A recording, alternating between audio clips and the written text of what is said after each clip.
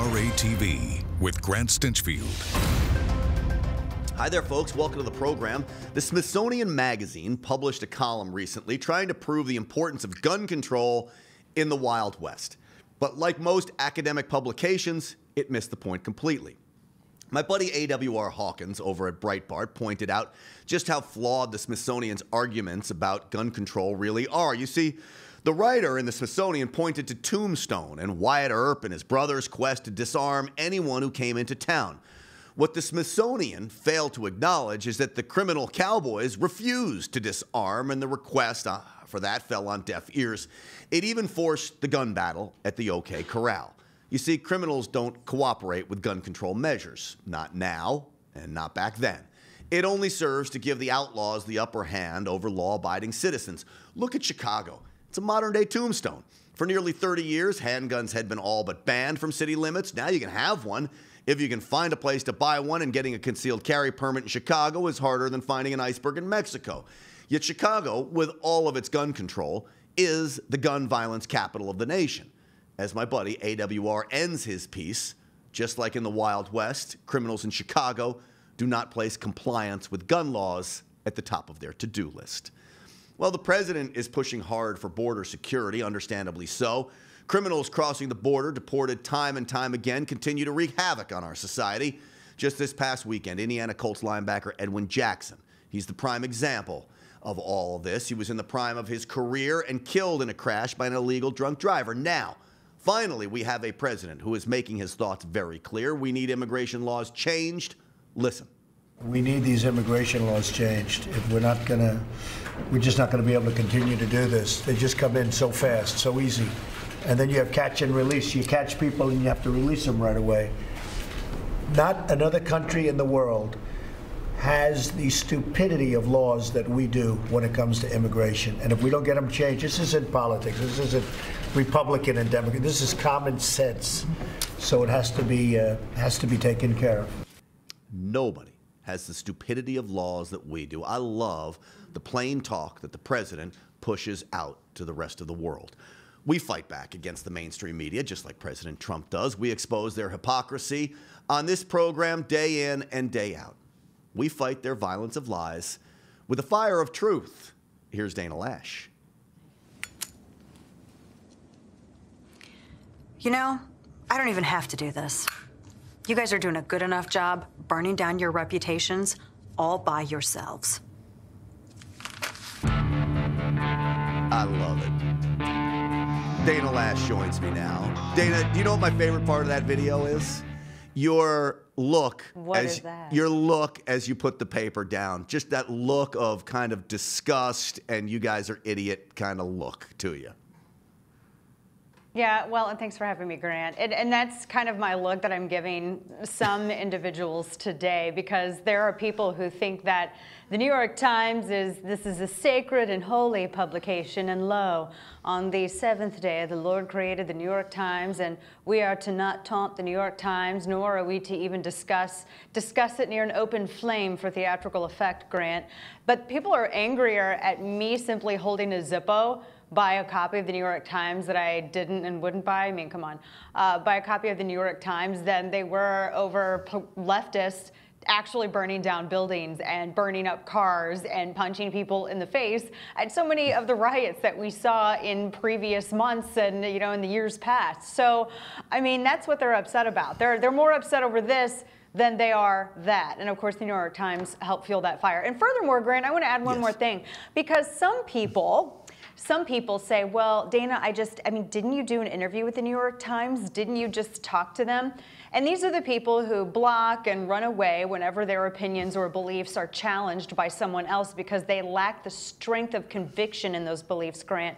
Whereas I will talk to any media. I've never had a problem with that.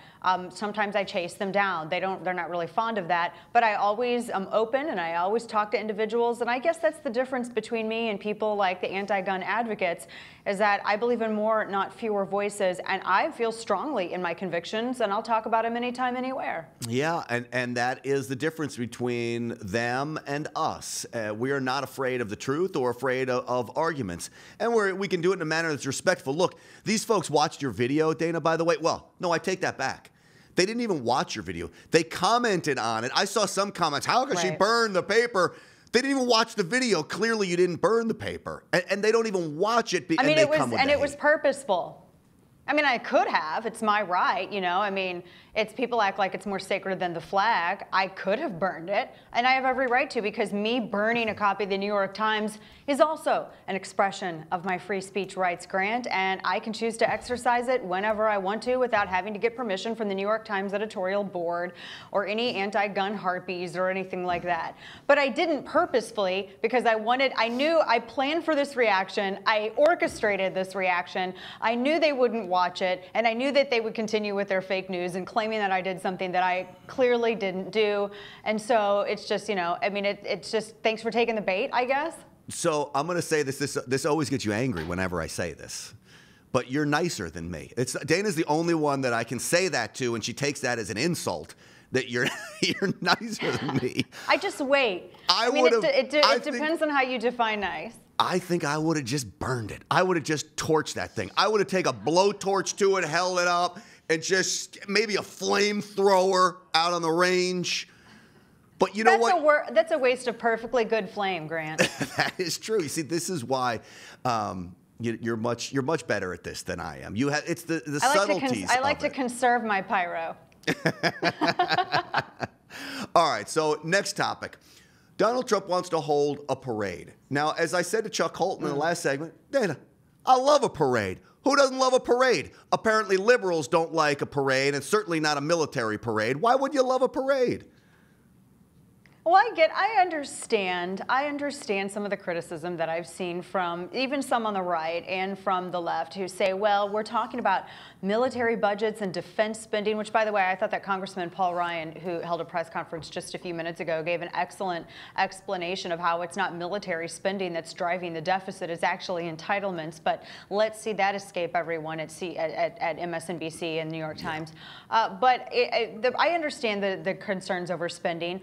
Believe me, particularly after we've covered the VA catastrophe and the horrid way that it's treated our veterans who should never have to beg or wait for care that's due them. So this is what I proposed, because, you know, I also think that we have things to celebrate as a country. I mean, we liberated Mosul, we busted the Taliban, we busted ISIS, we took out bin Laden, and I want to say thanks to the Bush administration for laying the groundwork on that then the Obama administration was able to capitalize on. That's called teamwork, so don't take full credit for that, Democrats. But anyway, back to my point, we have a lot of things to celebrate, right? These are good things. So while we're all worried about how to fund it, I realized, you know who gets $500 million taxpayer dollars every single year, Grant? Ooh. I'm not exaggerating. This is from their own records, Planned Parenthood. Now let's take the abortion argument and all of that aside for a minute. Let's take that aside and set it over here. Not even considering that, $500 million taxpayer dollars a year going to a for-profit business that makes millions and millions and millions of dollars, and according to their own records that are easily accessible on their website, Grant, the majority of that funding comes in through abortions. But they don't even if you took away their taxpayer funding, they still make enough in revenue where they're fine. They can offer the services. They don't have to cut anything. They can still continue on as they always are. So, you know, the Richards may not be able to get Cecile Richards may not be able to get her Lamborghini, but, you know, I mean, they can still operate. But $500 million taxpayer dollars would cover a parade. And, Grant, not only would it cover a parade, but we could also redirect those funds to helping veterans, to deconstructing and rebuilding the VA, making sure that veterans have the care that they need. $500 million taxpayer dollars goes a long way. I mean, it's my money, my choice. So this is how I would like to see it spent. Well, you know, it's not just Planned Parenthood. You could say this about PBS and NPR and these groups that make plenty of money on their own. They don't need government funds. All of them. You could throw the Department of Education out. I think we can make choices for ourselves here at home. It's about freedom. It's about freedom for us to make decisions for ourselves. The government is in all kinds of stuff that it doesn't need its mitts into. But I will say this. I love a party. And I love a parade. And there is no better group to celebrate than our military. And they have been stomped on for 8 years under Barack Obama.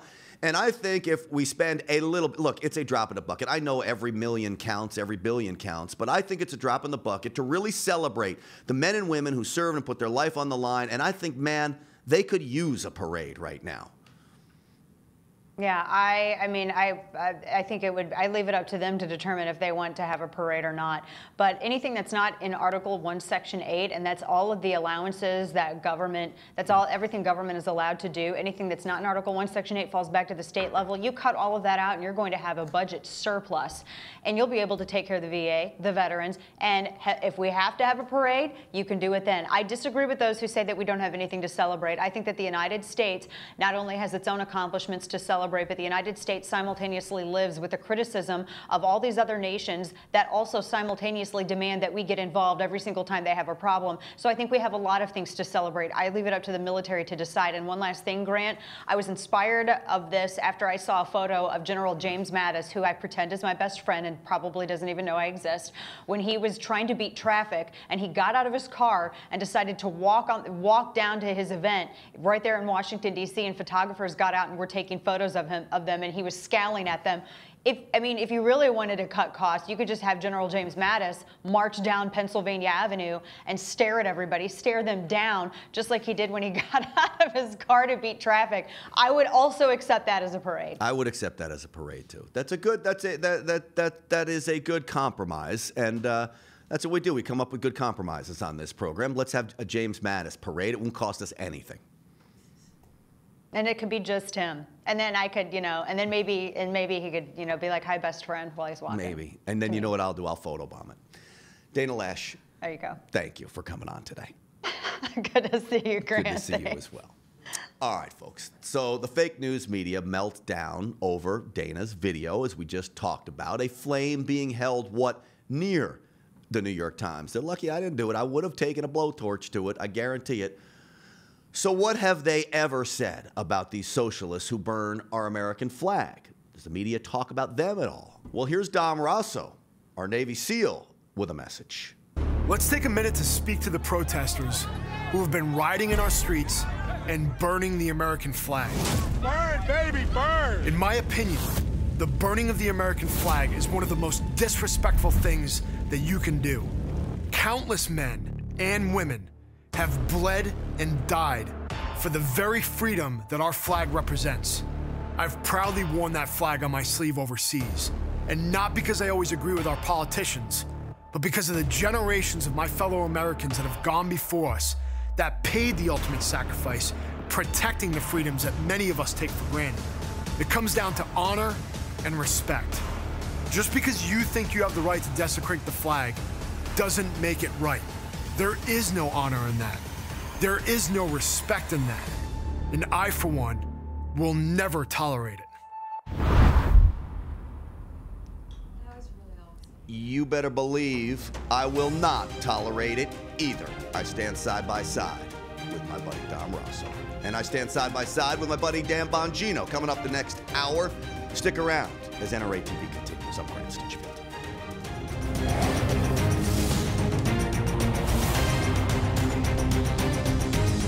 You're watching NRATV with Grant Stinchfield.